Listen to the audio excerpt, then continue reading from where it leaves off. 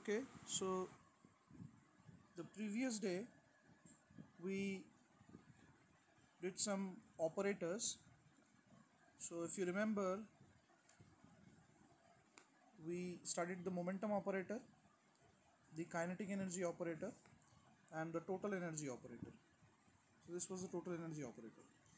Now some simple operators, these are the position operators. So this is the position operator, which operating on psi will give the value of the x position of the particle and psi. Similarly, this is the y operator and this is the position value. So whenever you see the x operator operating on psi, you can straight away replace it by its value and psi. Similarly, y value and psi. So these are the few operators that we will be dealing with. Now coming to a very important part of quantum mechanics, that is Schrodinger's equation. So first I'll try to draw an analogy between Newtonian mechanics or classical mechanics and quantum mechanics. Now look at the Newton's equation of motion. Suppose we have a particle of mass m which is acted upon by a force F, let us say. You know the force F. So we know the value of the force that is acting along, say, the x direction, and we know that the particle is going to accelerate along this direction. So according to Newton's laws of motion, the force is equals to the mass into the acceleration, and we can write the acceleration as d square x by dt square. So remember, I know F. This is a second order differential equation in mathematics, and we can solve this second order differential equation. So if I ask you that if the particle started at this position after time t, what will be the position of the particle, we can readily solve this differential equation for a given force and find out what is the position of the particle after time t. And if I know the position as a function of time, that how the particle is moving in time, we can also find the velocity of the particle. So by derivating x with respect to time, we will find out the velocity. So now if I find out the velocity, I can find out the kinetic energy and all the observable quantities like angular momentum and all. We can find out if we knew the force or the torque acting on the particle. So by Newton's equation of motion, mathematically Newton's equation of motion is nothing but a second order differential equation. And by solving this second order differential equation, I can exactly know where the particle is after time t or what the velocity of the particle is after time t. So the analogy or the analogous equation in quantum mechanics is called the Schrodinger's equation. Now remember, in classical mechanics I can describe or I can assign a position value to a particle after a time t, and I can assign a velocity value of a particle after time t unambiguously. There is no ambiguity. But in quantum mechanics, you cannot determine the exact position or the exact velocity of the particle due to the Heisenberg's uncertainty relation. What instead we have is, we have a wave function. Here I am considering only a dependence on x for simplicity. This really can depend upon 3 dimensions, but for simplicity I am considering that the wave function depends only on x position of the particle. So let us say at time t equal to 0, this is the wave function of the particle. So psi x is this for different values of x. I'll come to this picture later on, but let's see what the Schrodinger equation is. Please, this is not the derivation of Schrodinger equation, but just how we can get the Schrodinger equation. Simply, I repeat, this is not the derivation of Schrodinger's equation. We know from classical mechanics that the kinetic energy plus the potential energy is equal to the total mechanical energy of the particle. In quantum mechanics, these all observable quantities, that is kinetic energy, potential energy, total energy, these are all represented by operators that we have studied in the postulates of quantum mechanics. So I replace them by the operators. Now the operator standing alone doesn't make any sense because the operators need to operate on something. So in this case, they'll they will all be operating on psi. So kinetic energy operating on psi, the potential energy operator operating on psi, the total energy operator operating on psi. So this we have. Now we know from our previous lectures what the kinetic energy operator is and what the total energy operator is. I'll consider the potential energy operator as V cap itself. So here you can see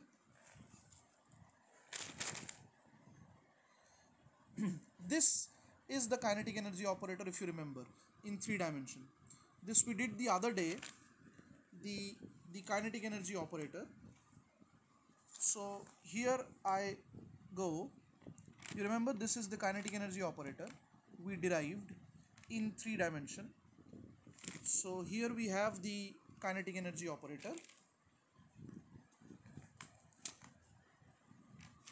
This is the kinetic energy operator. This is the potential energy operator.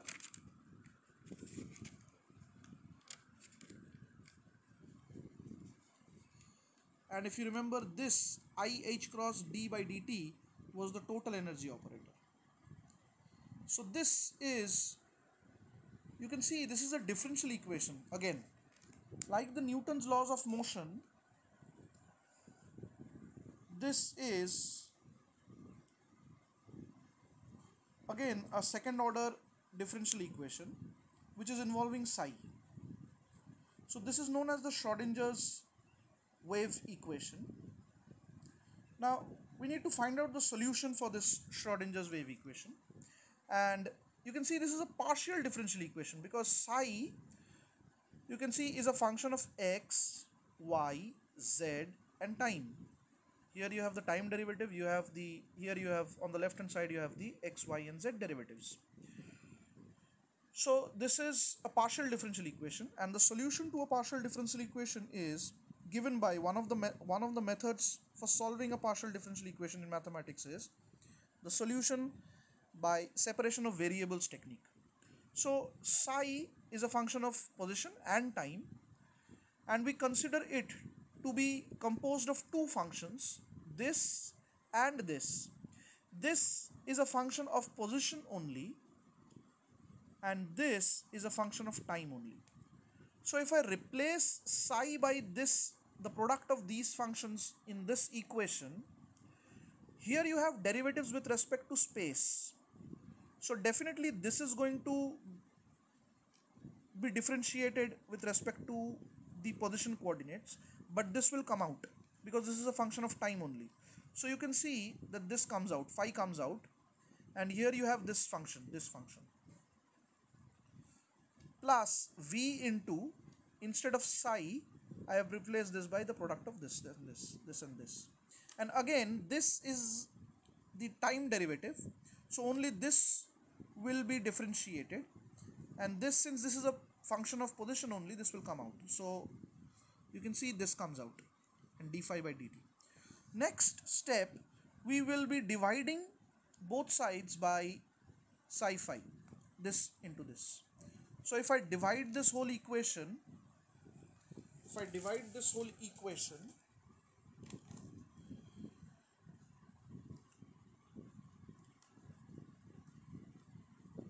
dividing this, so if I divide this, see, phi and phi gets cancelled out, and I have a 1 by this function,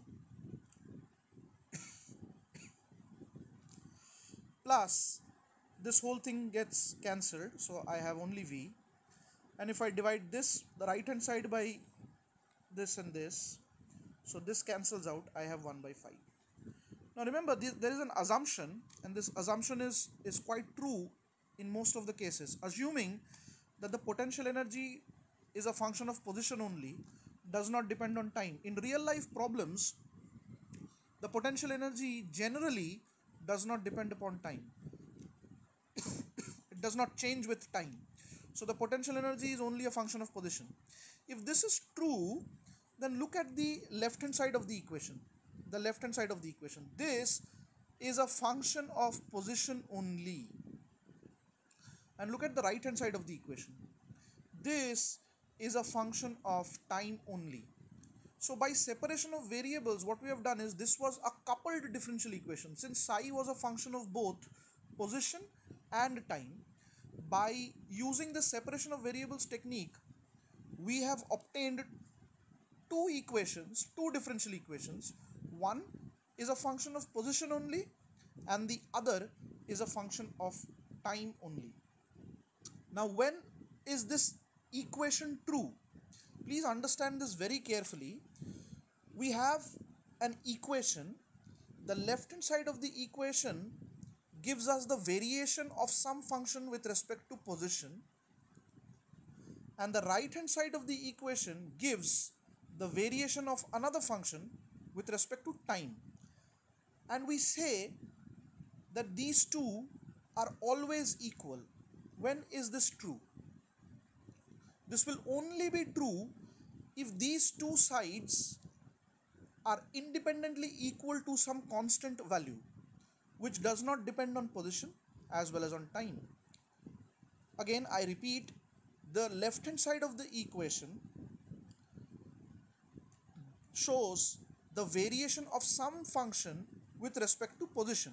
So this differential equation gives me the variation of this function with respect to position, and the right hand side gives me the variation of this function with respect to time.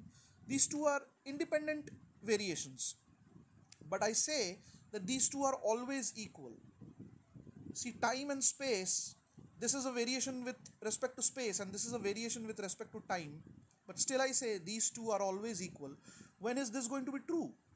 This will only be true if these two are separately equal to a constant which neither depends on position nor depends on time, and we'll consider that constant to be E. And please understand, this is the total energy of the system, energy value of the system, the total energy value of the system. So you see that individually I put the left hand side equal to E, and then I'll put the right hand side also equal to E, which does not depend on position as well as on time. And remember, E is the energy of the particle. So putting the left hand side of this equation equal to E, we get this. So by multiplying psi throughout, we cancel this, we have a V psi plus E psi. This equation, which I have numbered it equation number 1, is called the time independent Schrodinger equation. This is one of the most important equations. So this equation is called the time independent. As you can see, psi, this psi is a function of position only. So this is a differential equation. Mathematically, if somebody asks you what is this, you can say this is a second order differential equation, as you can see. And this differential equation gives the variation of this function with respect to position x, y and z. And since this does not depend upon time, this is called the time independent Schrodinger equation. Similarly, if I put this equation also the right hand side equal to the same quantity E. So you can see, if I d phi by dt on this side, I take phi to the other side, I h cross down in the denominator. If I take the imaginary iota up, there will be a minus sign.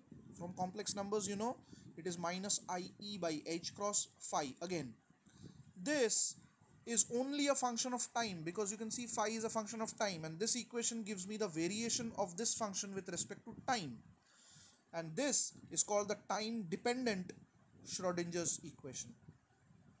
So by solving this differential equation, we'll get phi as a function of time, and by solving this, the time independent, we'll get the psi as a function of x, y and z. So please understand what these two equations physically imply. What these two equations physically imply, I'll go back to this diagram. Let us say this is the psi curve for a particle, let us say for an electron, at time t equal to 0. So you can see, what does this give me? This is basically giving me the variations of probability. Remember, mod of psi square gives me the probability density of finding the particle. So you can see, or you can say that at x equal to 0, the probability of finding the electron is maximum.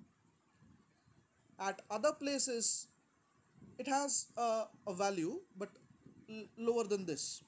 So this basically gives you how the probability is distributed in space, or how is it going to vary in space.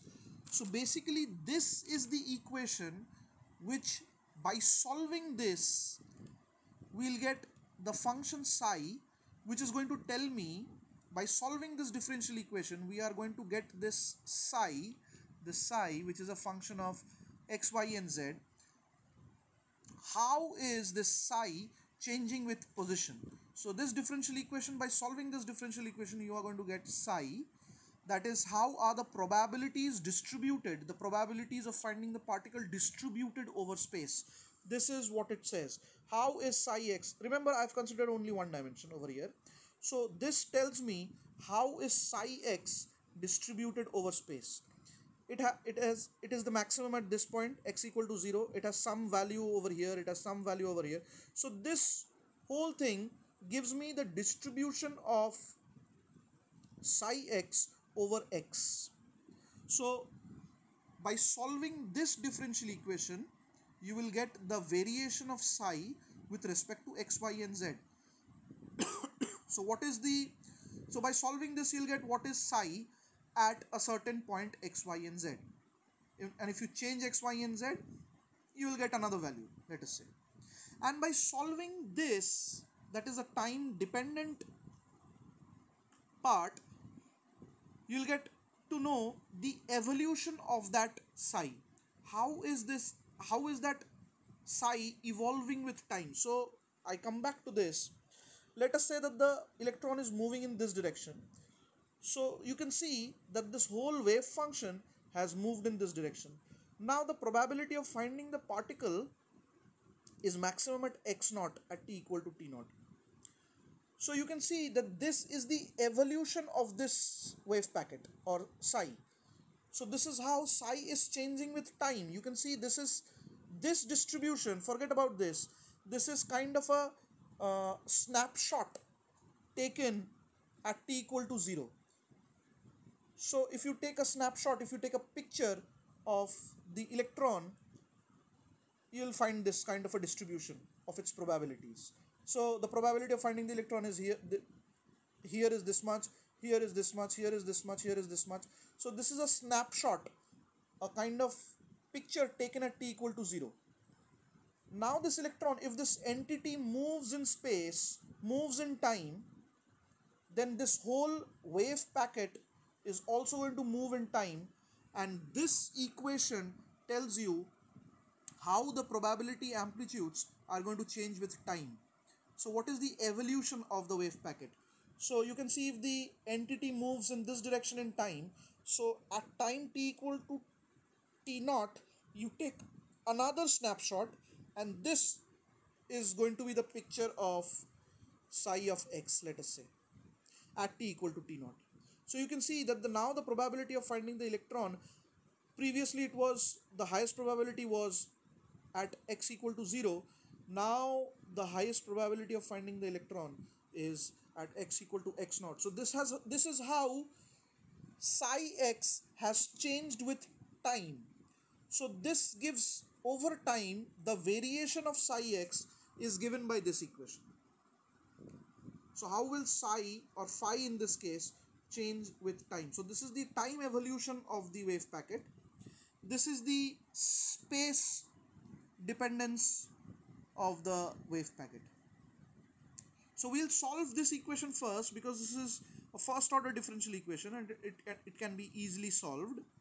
So you can see I have written down this. So d phi by dt is this, minus IE by h cut phi. So I take phi here and dt up. So I have this. So integrating, so d phi by phi, integrating, we have a ln phi, and this is minus IE by h cut, dt will become t plus some constant. I've taken that constant to be ln of c. So taking exponent e on both sides, we get phi t, e on both sides. See, e and ln will cancel out. We have phi t. Again, e over here will give only c. and here we'll have e to the power of this, so e to the power of this. Now e by h cut, you can, we have already done this, e by h cut is omega. So from the previous one you can see this, h cut omega was h by 2 pi into 2 pi nu, so it was h nu, which was e, so h cut omega was nothing but e. So here again we have e by h cut, that is e to the power of minus I omega t. So this is basically, so by solving this differential equation, the time dependent Schrodinger equation, we got phi. So how is phi changing with time? This is the function. This is how phi is changing with time. This is how phi is changing with time. So this equation is very easy to solve, but our main focus will be on solving the time independent Schrodinger equation in various cases. So we'll consider two cases where we'll be solving this Schrodinger's equation, time independent Schrodinger's equation. So first one will be particle in a one-dimensional box. Here you see that this is probably, students, this is probably the most important part in your quantum mechanics. So particle in a 1D infinite potential well. What do I mean by that? Let's say you have a particle here of mass m in an infinite potential well, by which I mean that the particle can never go out. The barrier height is infinity. The barrier height is infinity, and the width of the potential well is L. So let's say it starts at x equal to 0 and it's a 1D, so we'll consider only the x-axis, and it ends at x equal to L. The particle cannot go out, so the particle is confined within this 1D infinite potential well. And we'll consider, so if you remember, this is my time independent Schrodinger equation. Now if the particle is free, this is a very special case, that there is no force acting on this particle, so we'll consider the potential energy to be 0 for the particle.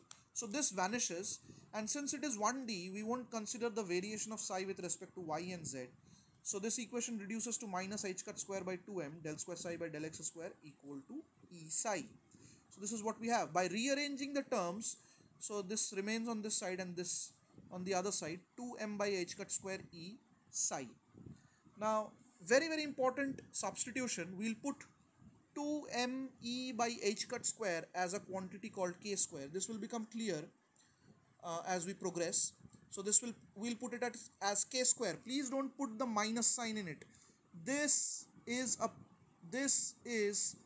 positive quantity, and we'll put it as k square.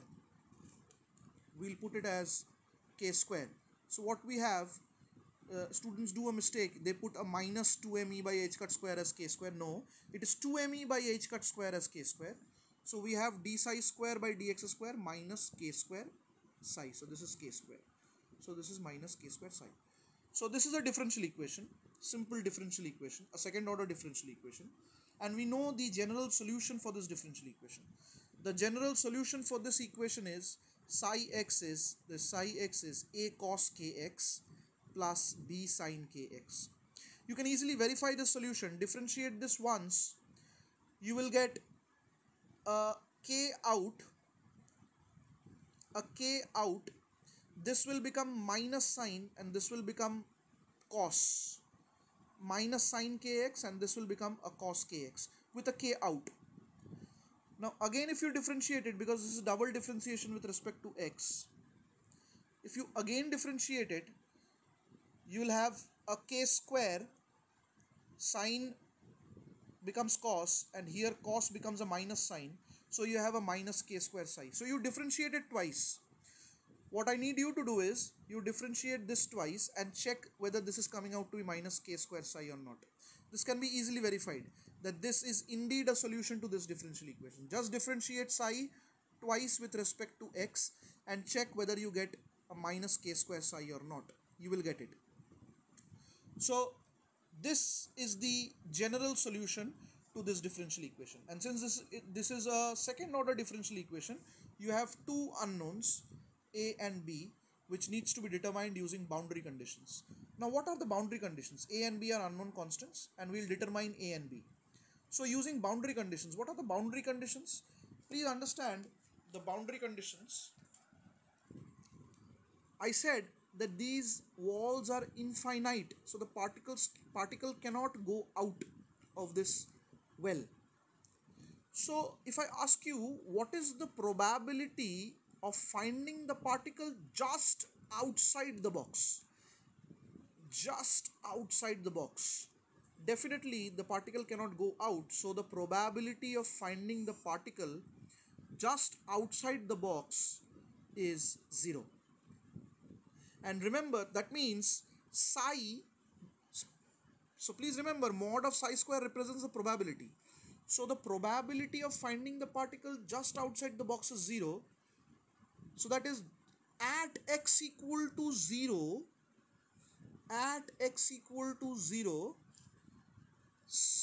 the probability, or the mod square, or simply psi x, must be 0, because just outside it is 0. And if psi needs to be, I told you the wave function, there are properties of wave functions.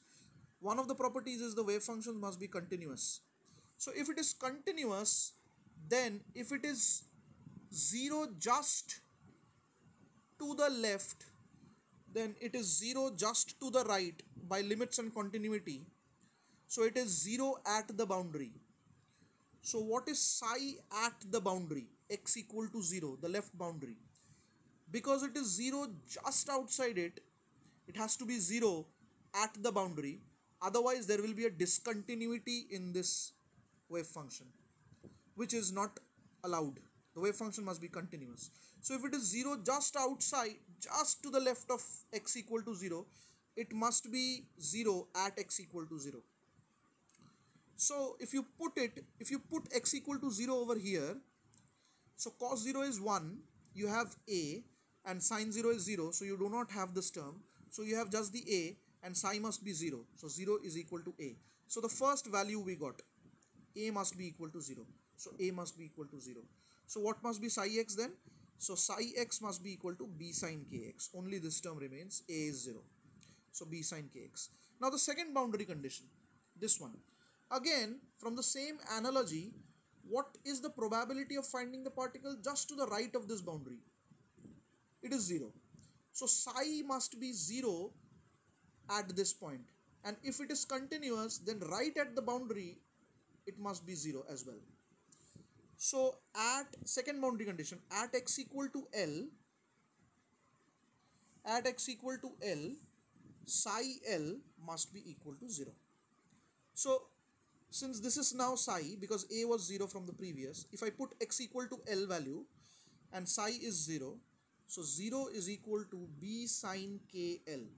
Now when is this 0? When is this 0?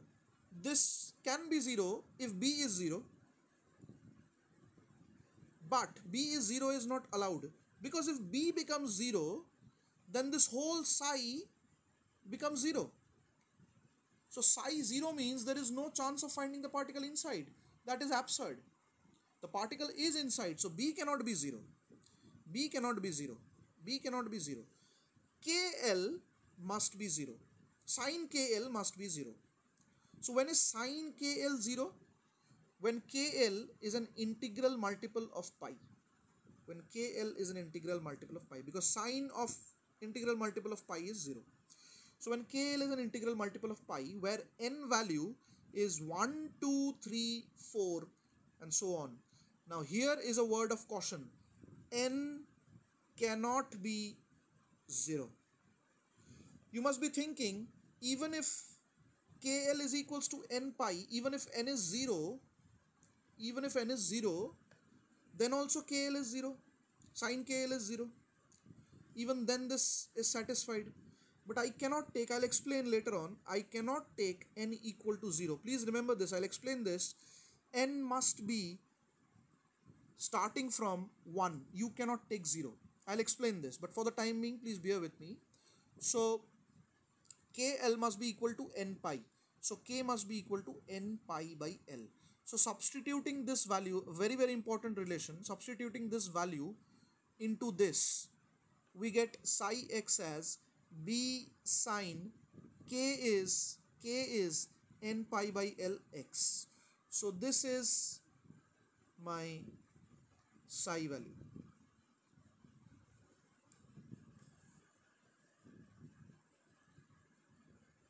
Now please understand why cannot n be 0.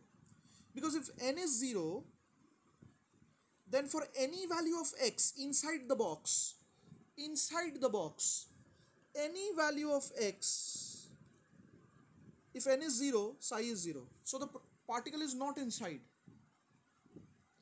But that's not the case. The particle is inside. Psi is only 0 at the boundaries. At x equal to 0, it is 0. At x equal to L, psi is 0. But it is not 0 inside. But if I take n equal to 0, then for whatever value of x you put inside the box, psi is going to be 0. But if you put n equal to 1, let us say, then psi x is B sine pi x by L, which is not 0 for any x value. If you put x equal to 0, then it is 0, because sine 0 is 0. And if you put x equal to L, then L and L would cancel out. You will have a sine pi, which is again 0. So only at x equal to 0 and x equal to L, it is 0. Similarly, if you put n equal to 2, 3 and all, you just cannot put n equal to 0. So n is not 0. So we have B sine n pi x by L. So from this, still we do not have the value of B. So in my next lecture, we'll be finding out what is the value of B. Thank you.